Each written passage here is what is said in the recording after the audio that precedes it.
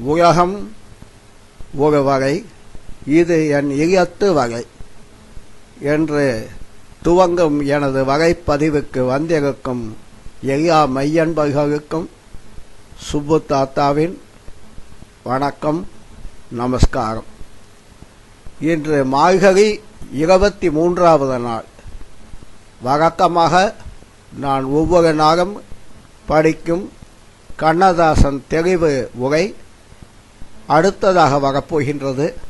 அதற்கு முன்னால் நான் விரும்பி படிக்கும் இன்னொரு பதிவிலிருந்து இதே மார்கழி இதே 23வது நாள் பதிகத்தை மிகவும் சிறப்பான வகையிலே எடுத்துரைத்த எனது நண்பர் வகைப்பதிவிலிருந்து அவர் கொடுத்த உரைதனை நான் இப்பொழுது படிக்கின்றேன்.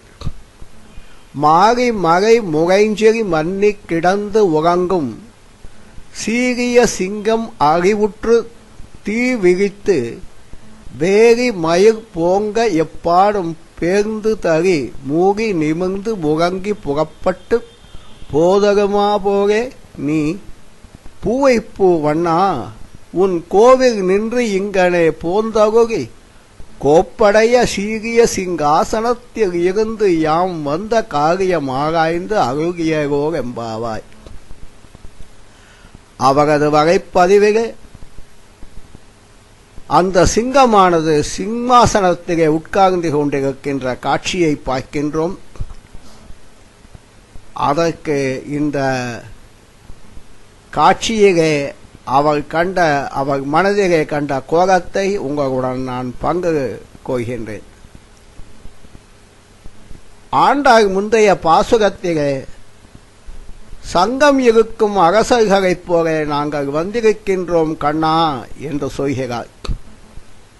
அவன் அதை கேட்டு செங்கண் சிரிச்சிறிதே விரித்து பார்த்து எழுந்திருக்கிறான்.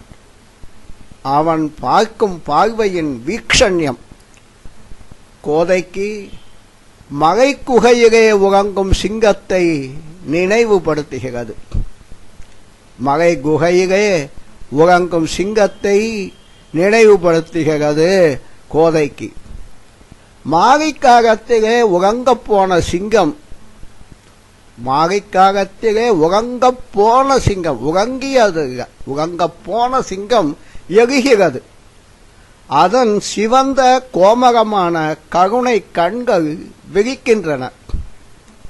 அதன் காய்களை நீட்டி முதுகை வளைத்து பிடகிய உய ரோமங்கள் எல்லாம் நிமிர்ந்து மெய் சிரிக்கும் முழக்கம் அதனுடைய தொண்டையிலிருந்து புறப்படுகிறது. இது அகோபிக சிங்கமா, ராகவ சிம்மமா, இல்லை யாதவ சிம்மமா? எல்லாம் ஒன்றுதானே. ஒரே ஒரு சிங்கம், ஒரே ஒரு சிங்கம் பலவித வடிவங்கள் கொண்டு நடக்க ஆரம்பிக்கிறது. இதுவும் நரசிம்மம். இது என்ன நடை? தகையில் அதிராமல் காய் வைக்கும் சிங்கம். கொடியவரை அடையாளம் கொண்டு அவர் மேல் பாயும் சிங்கம். பிரகலாதனை காத்த சிங்கம். ராமனாக காட்டில் உலாவிய சிங்கம். இப்போது யசோதையின் இளம் சிங்கம். இப்போதோ யசோதையின் இளம் சிங்கம். அந்த சிங்கத்தை அழைக்கிறாள். எங்களை வந்து உன் செந்தாமரை கண்ணால் பார், எங்களை வந்து உன் செந்தாமரை கண்ணால் பார். சிம்மாசனத்துக்கு அதன் பெருமையை கொடுத்தவனே, எங்கள் முறையீட்டை கேள், உன் அருளை பரிசாக கொடு என்று வேண்டுகிறார். ஆடிப்புறத்து பாவையின் திரு அருள் வேண்டி அவர் பாதங்களில் சரண் புகுவோம்.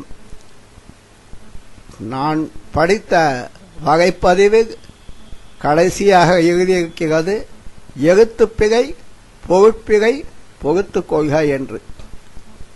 எனக்கு பகதாக உச்சரிப்பு பிழை. இதையும் நீங்கள் பொறுத்துக் கொள்வீர்கள் என்று நான் எதிர்பார்க்கிறேன். சுப்பு தாத்தா, நமஸ்காரம், நன்றி. அவர்கள் கூறியது போல எல்லோரும் இனிதாக வாழ வேண்டும்.